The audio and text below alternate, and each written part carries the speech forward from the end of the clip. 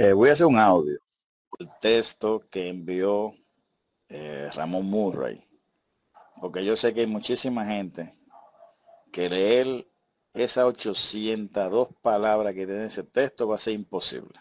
La gente no lo va a leer. Por lo tanto, voy a yo leerlo y hacer este audio para que usted escuche lo que este señor mandó a decir. Bien, vamos a comenzar con el texto.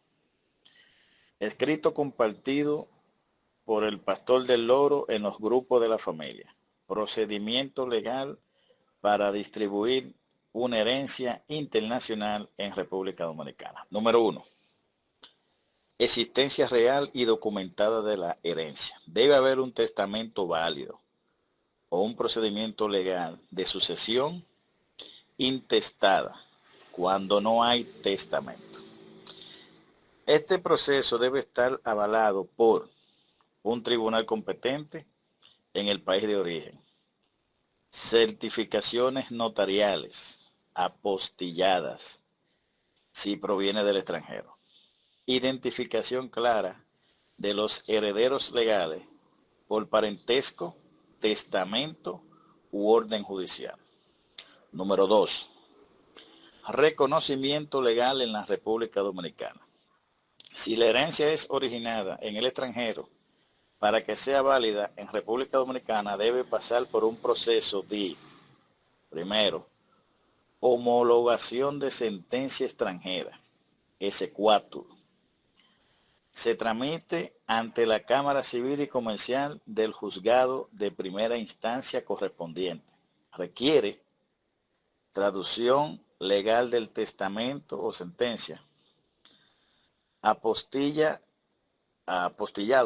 de la Haya, si el país está suscrito. O mejor dicho, apostillamiento de la Haya si el país está suscrito. Prueba de identidad de los herederos. Abogado local que represente a los interesados. Número 3. Pago de impuestos sucesorales, DGII, Dirección General de Impuestos Internos de la República Dominicana. Antes de que cualquier fondo sea distribuido, los herederos deben declarar la herencia ante la Dirección General de Impuestos Internos, DGII. Hay que presentar acta de defunción del causante, documentos legales que prueben la herencia, certificación de bienes y fondos heredados. La DGII, Dirección General de Impuestos Internos, evalúa y aplica el impuesto sucesoral correspondiente. Actualmente es un 3%, actualmente lo que dice la ley, del valor total de la herencia, salvo excepciones. Solo luego del pago o exoneración legal se libera el derecho a disponer del dinero o propiedades. Número 4. Transferencia y distribución de fondos una vez cumplido lo anterior. Los fondos pueden ser transferidos desde el extranjero a una cuenta fiduciaria o a nombre del heredero a través de un banco nacional. El banco debe verificar el origen lícito de los fondos, compliances, exigir documentación legal de herencia y autorización de la DGII, Dirección General de Impuestos Internos. Reportar a la UAF, Unidad de Análisis Financiero, si el monto es elevado o inusual. Número 5. Distribución a múltiples herederos, si aplica. Si hay muchos herederos, debe haber una resolución judicial que indique la cuota de cada uno.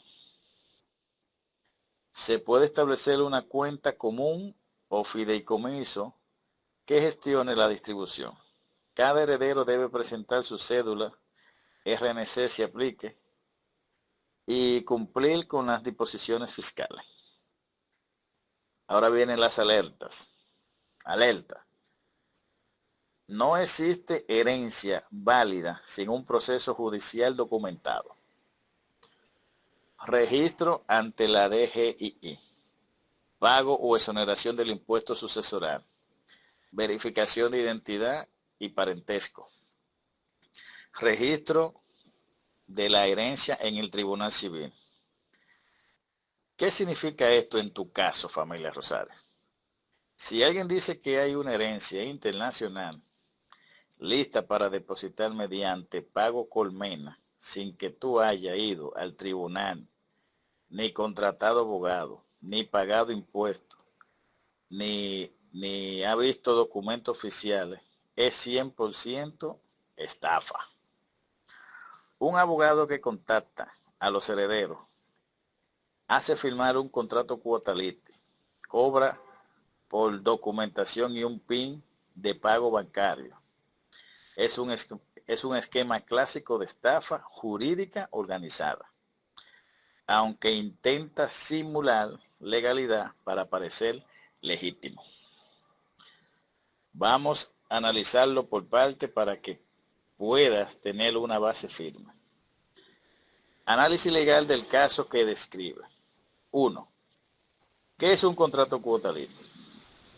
Un contrato cuotalite es un acuerdo donde el abogado cobra sus honorarios solo si gana el caso, recibiendo un porcentaje del beneficio económico obtenido por el cliente, por ejemplo, de una herencia.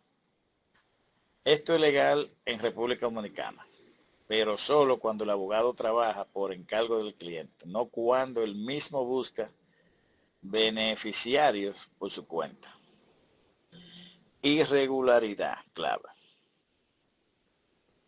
Si el abogado contactó a los herederos sin ser contratado previamente y además cobra por documentación y un PIN de pago, eso no es un contrato cuotalite legítimo, sino un mecanismo para justificar cobros irregulares.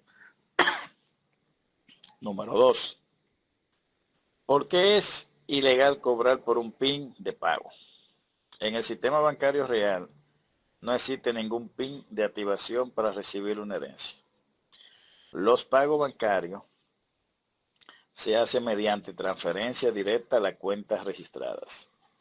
Requieren documentación legal, pero no PIN ni clave secreta que deban pagarse.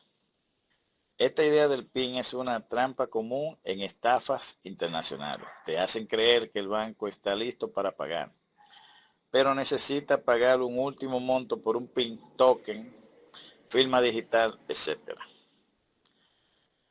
En los bancos reales, estos elementos no se compran ni se venden al usuario heredero. Número 3. ¿Qué sucede cuando se cobra por la documentación del proceso? En una herencia real, los costos de documentación se pagan al Estado o a los notarios oficiales, no a un abogado sin justificación legal. Además, si tú eres heredero legítimo, no deberían cobrarte por reconocer tu derecho, sino invitarte al proceso judicial o notarial con respaldo de sentencia y permitir que tú decidas si contratas o no. Conclusión. Estás ante una estafa bien disfrazada de proceso legal si el abogado contactó personas que nunca se declararon como herederos, hizo firmar contratos masivos sin explicar pruebas de parentesco, cobró montos por documento, PIN o activaciones y prometió pagos millonarios desde el extranjero a través de pago colmena.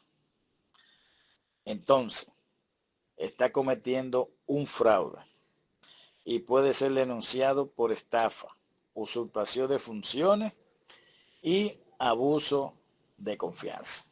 Ahí termina la cita de ese texto que mandó Ramón Murray a todos los chats de la familia para seguir lloviendo sobre mojado y queriendo insistir que esto es una estafa la herencia de la familia Rosario y que el abogado nos estafó a todos. Lo dejo hasta ahí y voy a argumentar en los próximos audios. Muy bien, vamos con el audio aclaratorio acerca de el escrito que envió Murray para confundir a la familia. Ese escrito ya lo convertí en audio para que lo puedan escuchar. Traté de hacerlo idéntico como él lo escribió, para que no haya duda. Ahora vamos al desglose. Vamos al desglose. ¿A qué se refiere cuando se habla de una herencia internacional? Que es lo que el señor Pastor del Loro está describiendo en ese relato. Otra cosa que vamos a identificar es que si ese procedimiento que se describe ahí, en ese texto, es para reclamar una herencia internacional o hay fallo en esas declaraciones escritas y en cuáles elementos. Eso también lo vamos a ventilar, pero vamos a iniciar. Vamos a hacer este primer audio. Posiblemente salgan varios audios porque es bueno aclarar todo. ¿Qué es una herencia internacional? Una herencia internacional se refiere a una sucesión de bienes, derechos y obligaciones que debe repartirse entre herederos cuando, número uno, el causante o persona fallecida vivía en otro país distinto al de los herederos, cosa que no sucedió en el caso de la familia Rosario. Número dos, los bienes del fallecido se encuentran en más de un país, por ejemplo, una casa en Estados Unidos y cuentas bancarias en República Dominicana. Número 3. Los herederos residen en un país diferente al del fallecido o al país donde están los bienes. Número 4. El testamento fue emitido en un país distinto a donde se quiere ejecutar o hacer valer. Esto implica que intervienen dos o más sistemas legales, cuando es así, lo cual requiere reconocimiento legal cruzado, procedimiento de homologación y frecuentemente traducciones, apostillas y otros pasos formales. El procedimiento que se describe en el texto que envió Murray, la primera parte donde se describe los pasos, lo que tienen que hacer, realmente eso es un procedimiento correcto para la entrega de una herencia internacional. Cabe decirlo, es correcto. En términos generales, el procedimiento está bien estructurado. Digo la primera parte, no la parte de los comentarios que él le agregó para querer demostrar que el doctor es un estafador y querer demostrar que la central del derecho se utilizó para esa estafa. Esa parte no es de un protocolo o no pertenece a un protocolo de entrega de herencia internacional. Él lo agregó ahí, pero la primera parte donde habla del pago de impuestos, los documentos que tienen que ventilarse, mostrarse, etcétera, eso es correcto.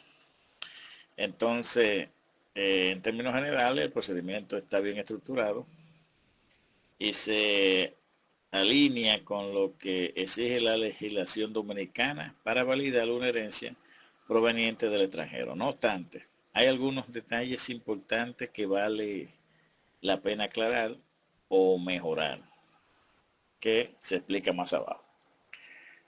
El procedimiento está dividido en pasos que son coherentes, legales y necesarios.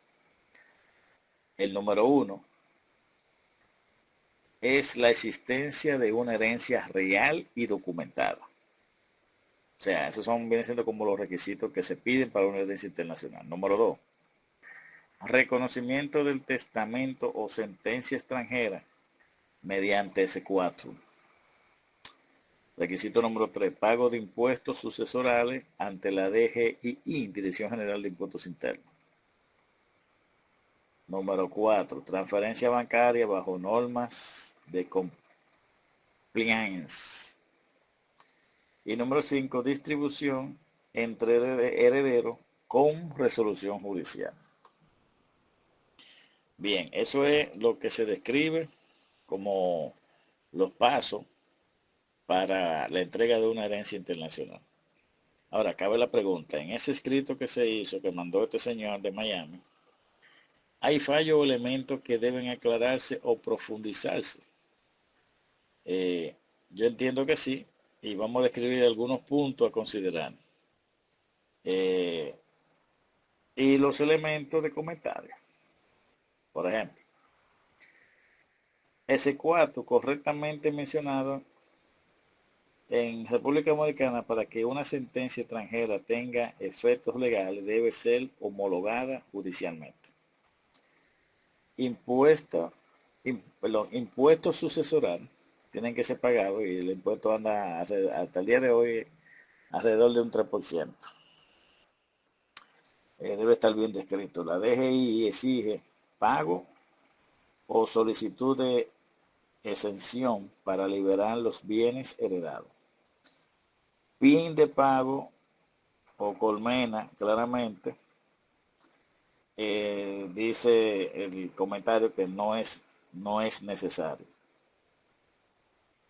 Pero eso es refiriéndose al comentario que hizo el señor del Loro en ese comentario o en ese escrito. Dice que en ese escrito no se menciona el registro de la herencia en el registro civil y la conservaduría de hipoteca. Cuando hay bienes inmuebles, es un paso clave para formalizar el traspaso de propiedad. No se detalla que si el testamento extranjero no es válido según normas dominicanas, podría ser rechazada por el tribunal. Por ejemplo, hay formas de testamento que no se reconocen en República Dominicana. Y falta mencionar que en sucesiones intestadas puede requerirse juicio de determinación de heredero en República Dominicana si los herederos no están definidos en sentencia extranjera. Eso es más o menos el protocolo, los pasos que se deben dar para la entrega de una herencia extranjera. Es lo que le estoy explicando ahora.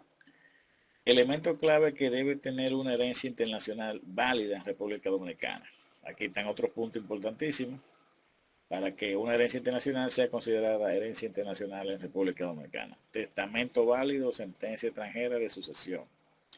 Apostilla y traducción legal de documentos extranjeros. Reconocimiento por la jurisdicción dominicana, S4. Identificación clara de herederos con documentos civiles válidos. Declaración de la herencia ante la DGI y pago del impuesto sucesoral. Cumplimiento de las normativas bancarias dominicanas para recibir fondos.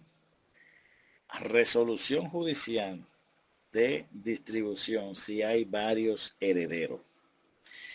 Y número 8, inscripción de bienes en los registros correspondientes si hay inmuebles. Esos son los detalles para que una herencia internacional sea acogida como herencia internacional y sea otorgado el pago de dicha herencia. Vamos con otro audio. Este es el audio número 2 de la serie que estamos, o número 3, mejor, perdón, número 3.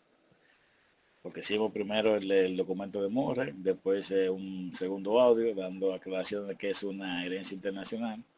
Y este número 3 vamos a estar hablando que si la herencia internacional solamente son aquellas que están relacionadas con dinero en banco fuera del país o bienes inmuebles. Si solamente esos dos elementos, dinero en banco o bienes inmuebles, casa, propiedad, etcétera, solamente los únicos dos elementos que categorizarían que una herencia sea internacional porque se encuentra en otro país. Eso es lo que vamos a evaluar ahora para ir entendiendo este tema y para que usted vea que el señor del Loro están muy equivocados, lo asesoraron muy mal y cuando lleguemos al punto de comparar que si nuestra herencia es considerada una herencia internacional, ahí usted se va a dar cuenta que no pega, no aplica y no cae dentro de ese renglón.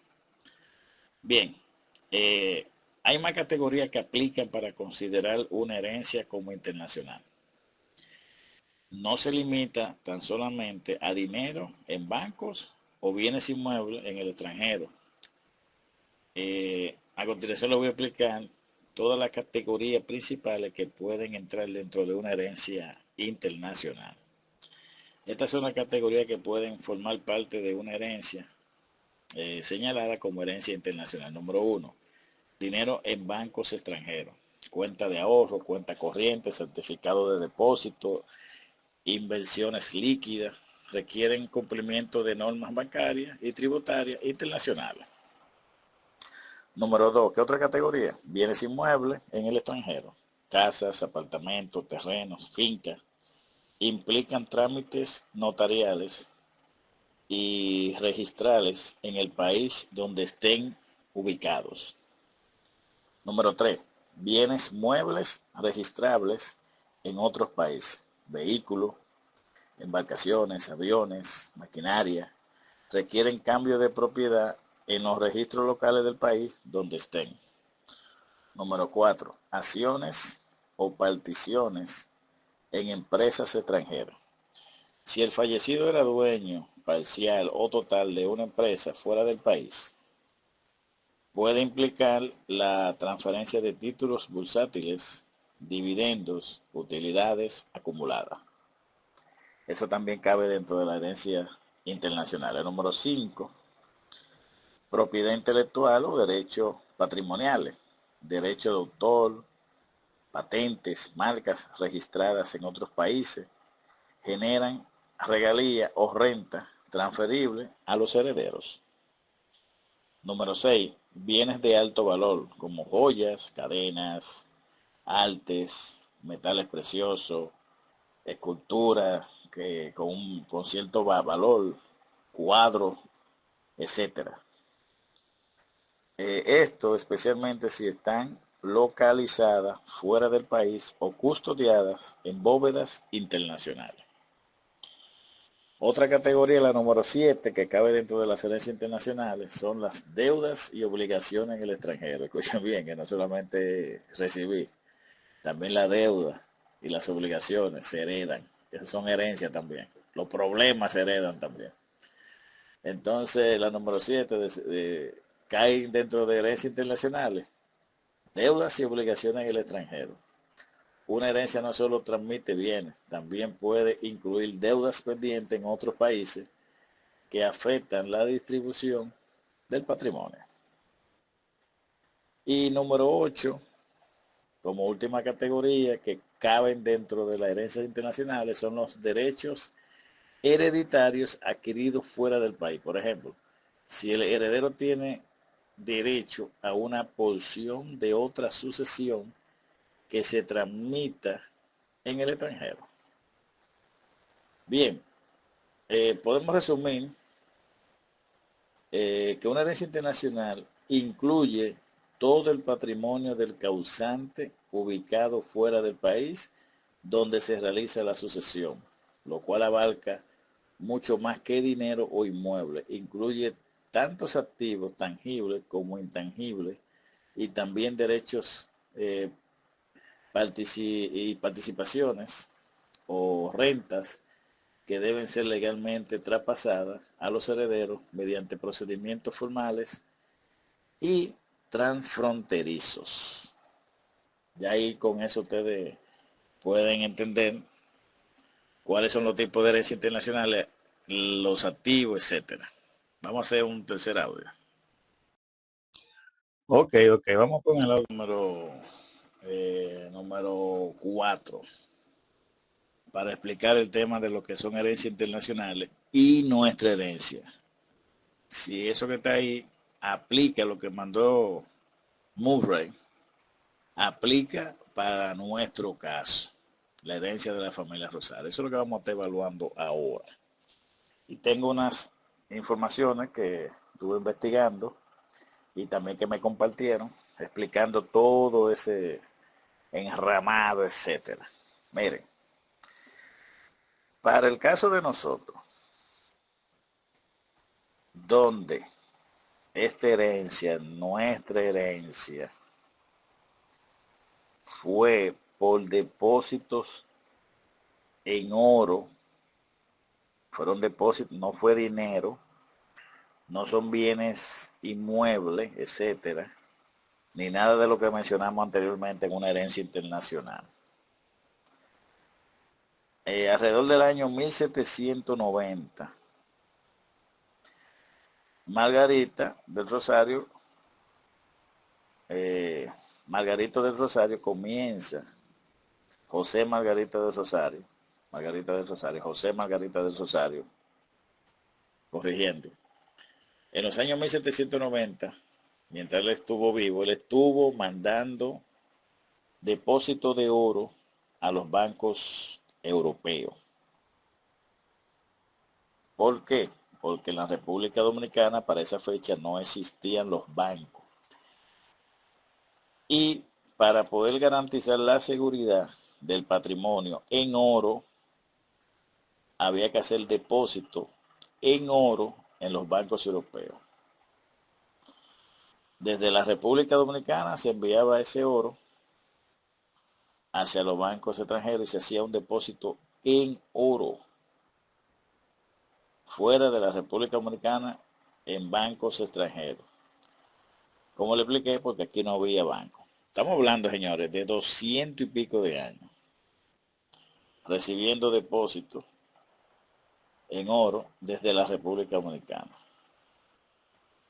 Entonces, este tipo de herencia nuestra no cabe dentro del protocolo de una herencia internacional, porque estamos hablando de un reclamo de esos bienes, de esos depósitos en oro, que tienen más de 200 años en esos bancos extranjeros,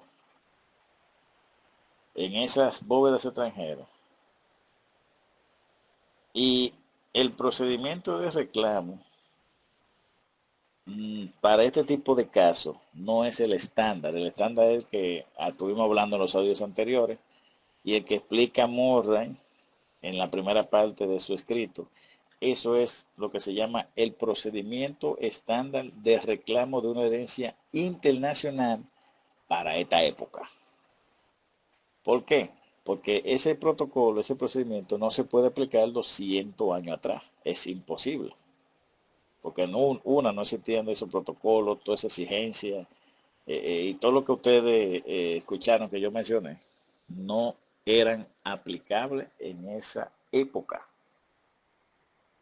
Entonces, ese reclamo no será en el estándar, o sea, el reclamo de nuestra herencia no se puede hacer bajo el estándar de herencia internacional, ya que esos bienes estuvieron perdidos en el tiempo, número uno. Y cuando se abrió el secreto bancario en el mundo, promovido por la ley FATCA, eh, que hizo Estados Unidos, por el tema de lavado de activos, el otro tema de pago de impuestos, etcétera. No voy a hablar de eso ahora porque eso es otro mundo, para que usted entienda que esta ley que se creó en el Senado de Estados Unidos, me parece que fue en alrededor del 2009 o 2008, 2010 por ahí. Se creó esa ley y esa ley, la ley FATCA de Estados Unidos, fue que provocó la apertura del secreto bancario en el 2015. Pero como dije, no voy a abundar en esa parte porque sería otra de villano de lo que estamos haciendo ahora. Por ende, las cuentas que estaban dormidas, las cuentas que estaban depositadas en oro, se abrieron a la luz pública y ahí fue cuando apareció lo nuestro. o se dejó vislumbrar. Eh, este tipo de procedimiento, de estas herencias históricas perdidas en el tiempo, el procedimiento de reclamo y repatriación es algo que no se puede aplicar el mismo tipo de procedimiento de lo que es las herencias internacionales. Para este tipo de herencia perdida en el tiempo, es un nuevo protocolo de reclamo para poder obtener esa herencias. Por eso es que el protocolo que utilizó el doctor Johnny Portorreal no es el protocolo estándar, porque esta herencia no es una herencia sui generis normal de esta época, donde se le aplica todo lo que está relacionado con las leyes actuales, pero este tipo de herencia de la familia Rosario no se le puede aplicar el estándar de una herencia internacional porque no cabe, no es aplicable. Y hay muchísimas cosas, por ejemplo, el tiempo, 200 y pico de años. Los bienes que se están reclamando es en oro de aquel entonces. Y un sinnúmero de temas y de artículos y de procedimientos que tuvieron que crearse en el camino por exigencia del banco, por exigencia del país, etcétera. Y eso fue lo que el doctor hizo, se adaptó a la exigencia del banco, del país o de ambos países para él poder reclamarles esa herencia. Y de eso vamos a seguir hablando en otro audio, para que conozcan bien estos detalles. Pero quédese en su cabeza que el protocolo estándar de herencia internacional no puede aplicarse a la herencia de la familia Rosario, que es una herencia histórica, una herencia perdida en el tiempo y que no hay forma de aplicarle los requisitos de una herencia internacional, porque no caben, simplemente no cuadra. En una herencia histórica, en una herencia perdida en el tiempo, no cuadra. Tiene que ser otro procedimiento, que fue lo que pasó, sucedió, y eso vamos a hablar en el próximo audio. Bendiciones. Déme dar la fecha en este audio, que creo que no le he dado en los demás audios. Ya pasa de las 12 de la noche, pero vamos a decir ya la fecha ahora que estamos. Estamos a 15 de julio del 2025. Son las 12:24 de la mañana en este momento. Bendiciones.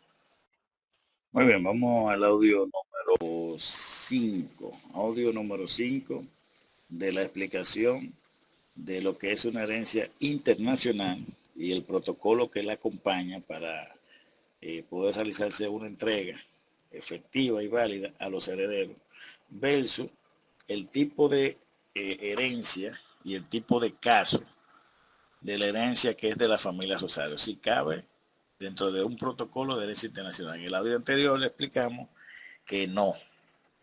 Y en este audio vamos a explicar por qué no cabe un protocolo de herencia internacional aplicado al caso de la herencia de la familia Rosario. Eh, Algo muy importante, una pregunta que yo hice que está relacionado con el tema. La pregunta que yo hice fue la siguiente: ¿este tipo de reclamo de herencia histórica o reclamo de bienes históricos puede ser resuelto entre el banco y la firma de abogados o el abogado a cargo del reclamo sin tener que involucrar la justicia? Esa es una pregunta que yo hice y me dieron una respuesta bien enfática y bien detallada, y es la que voy a compartir con ustedes. La respuesta fue sí. Vuelvo y repito la pregunta por si no entendieron.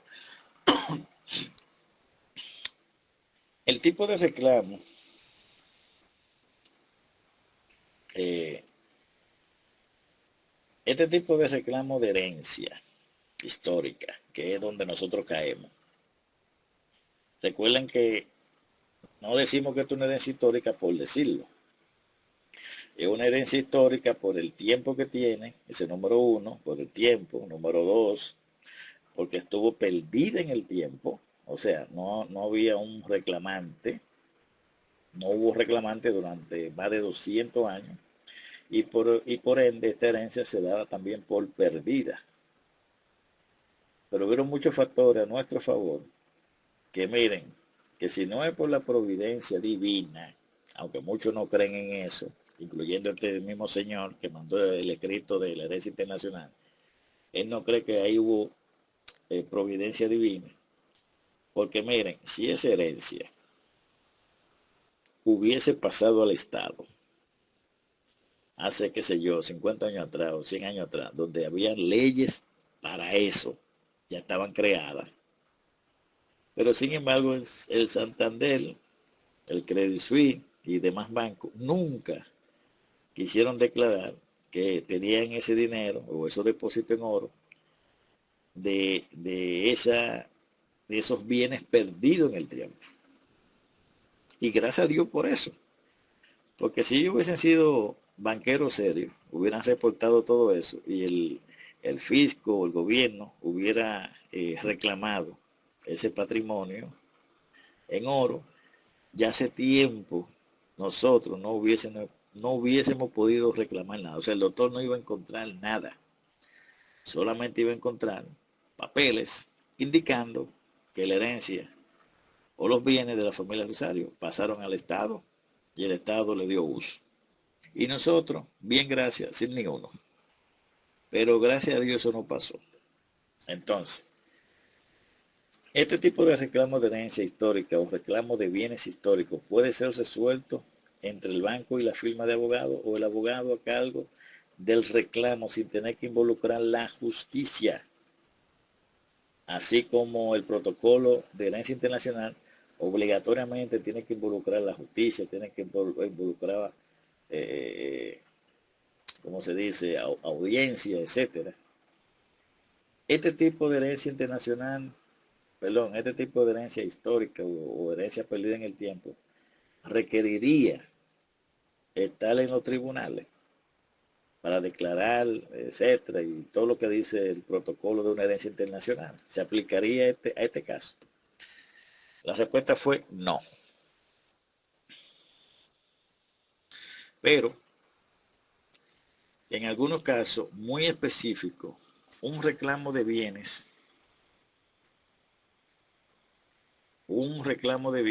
histórico o de herencia antigua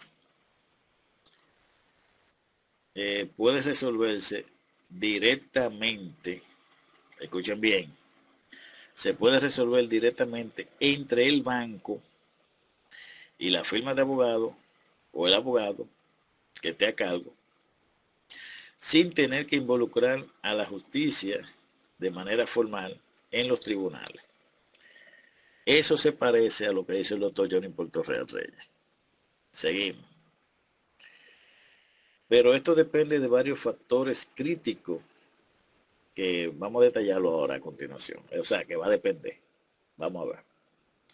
Hay una pregunta que dice, ¿cuándo puede resolverse este caso de herencia histórica fuera de la justicia? Un reclamo de este tipo puede resolverse extrajudicialmente si se cumplen las siguientes condiciones. Número uno, que el banco reconozca el depósito como válido. El doctor le mostró las cuentas bancarias, los números de cuenta bancaria de Jacinto que estaban en la agenda, en el librito que tenía, donde Jacinto escribía todo. Ahí estaba la cuenta. El doctor se la presentó al banco y el banco la aceptó como válida. El banco o institución custodio encuentran registro oficial del depósito, libro contable, certificado, número de cuenta, etcétera. Todo eso apareció en el banco. Reconoce que el dinero, oro o activo aún está activo, dormido o en fideicomiso y que no ha sido confiscado por el Estado. Eso también estuvo a nuestro favor. Y se parece a todo lo que hizo el doctor. Número 2, el abogado o firma, o la firma de abogado, presenta pruebas sólidas y completas, documentos que demuestran origen del depósito, las minas de Cotuí. El doctor le llevó la sentencia y le demostró que ese oro salía de aquí de la República Dominicana. También tiene que demostrar herederos legítimos y con conexión directa con el dueño de esos depósitos o de esa cuenta, que fue también lo que el doctor demostró con las 102 firmas de esos 102 herederos. El banco además le pidió 3 herederos que estuvieran vivos y el doctor le llevó 112 documentos demostrándole 102 ramificaciones de familia que venían del tronco. Para eso fueron las 102 firmas. Dice también otro caso que se debe ventilar son autenticidad de la reclamación, o sea, que la reclamación sea válida y verdadera, que eso también fue aprobado. Número 3, que no haya conflicto entre los herederos. Si todos los herederos están identificados de acuerdo y han otorgado poder legal, eso se parece a contrato cuota litis, señores. O sea, un mandato al abogado. El proceso es más sencillo. Por eso el doctor le hizo contrato cuota litis a cada uno de los herederos.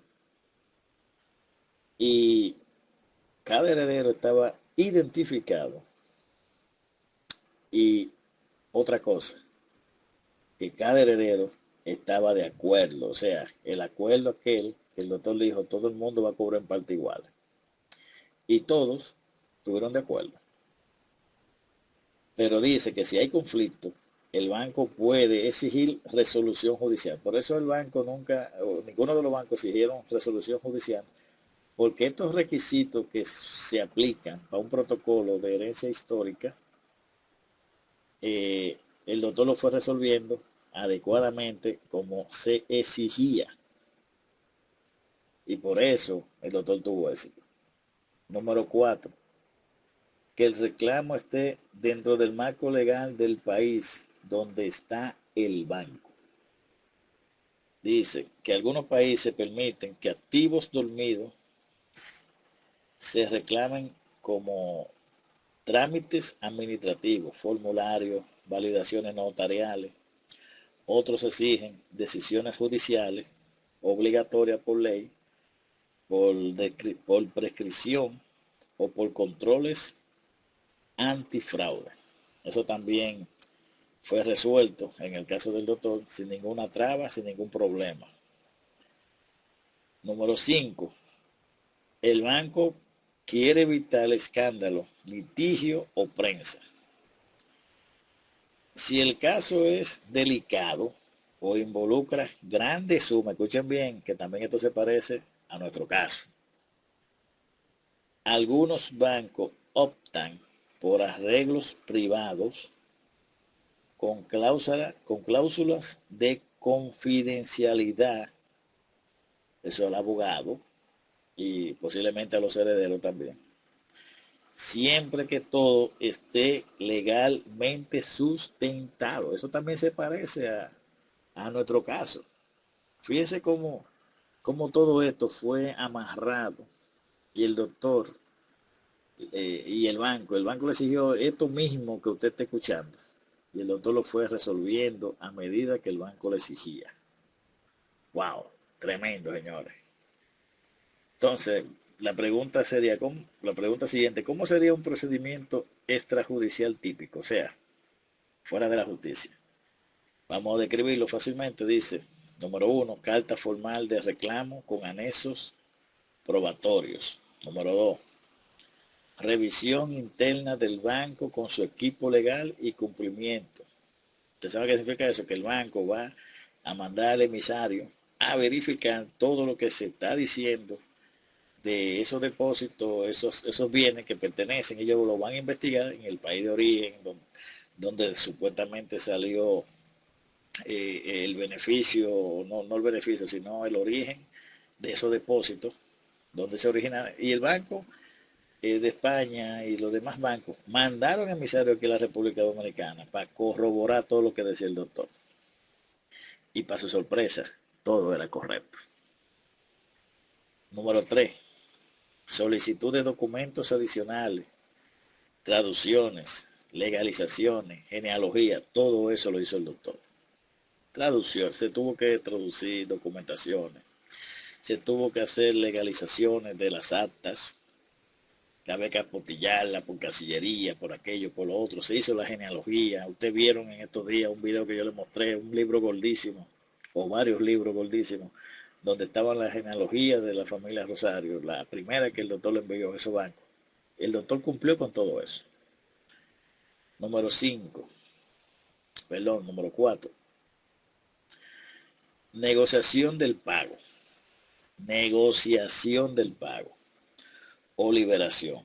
Cuenta bancaria, fideicomiso, entrega de oro o compensación. En este caso no se iba a entregar el oro, sino el dinero o la cantidad monetaria que representa ese oro al día de hoy. Y cuando habla de negociación es que el doctor se tuvo que poner de acuerdo con los bancos para ver cómo ellos iban a transferir esos bienes. Si en oro, más los intereses del crecimiento de ese oro, se le iban a mandar físico en oro o en papel moneda equivalente a la riqueza de dicho oro. Y ahí se hicieron acuerdos. Por eso usted escucha a mucha gente, principalmente a Junior de Mecho, diciendo, que Hilario Amparo dijo que se hicieron acuerdos. Claro, se hicieron acuerdos entre banco y el doctor para ver cómo ese dinero o esa riqueza se iba a transferir a la República Dominicana. Número 5. Firma de acuerdo extrajudicial o carta de liberación. Eso ya tiene que ver con temas legales para la liberación de ese dinero. Y número 6. Notificación a autoridades fiscales del país si es requerido, como en Estados Unidos o Europa. Vamos a ver otro tema rápido. ¿Cuándo no se puede evitar la vía judicial? Gracias a Dios que en el caso del doctor se evitó la vía judicial. Pero si no se hubiese evitado, lo que voy a mencionar a continuación hubiese provocado que este tema obligatoriamente tendría que haber pasado por los mecanismos judiciales antes de repatriar ese dinero a la República Dominicana y validar que le pertenece a esta familia que está reclamando esos bienes.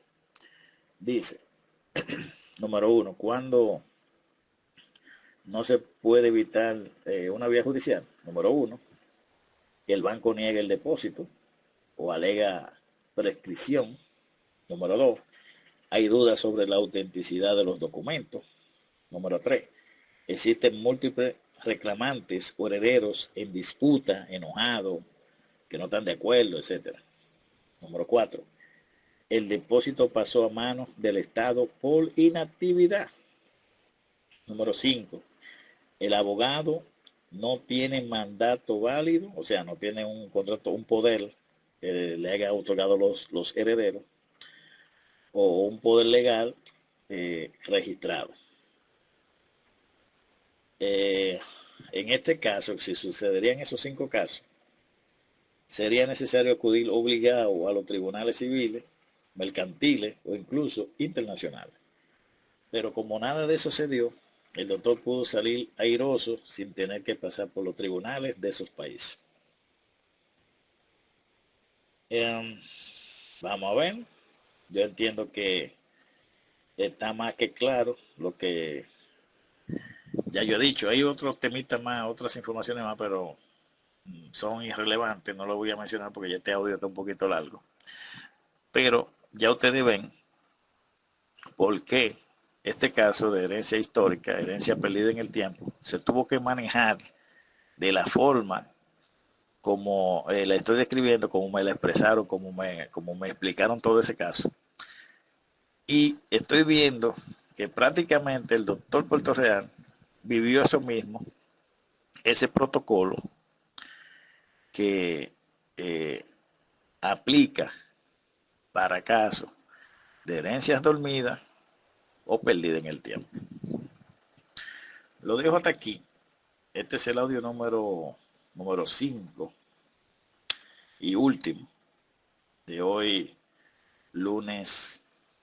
martes 15 de julio del 2025. Son las 12:46 de la madrugada en este momento. Espero que todo le haya quedado claro. Perdón. Y con esta explicación queda derrumbada la teoría de Murray y de su escrito que no aplican. Ese protocolo de herencia internacional no aplica en nuestro caso. Bendiciones, Dios le bendiga mucho.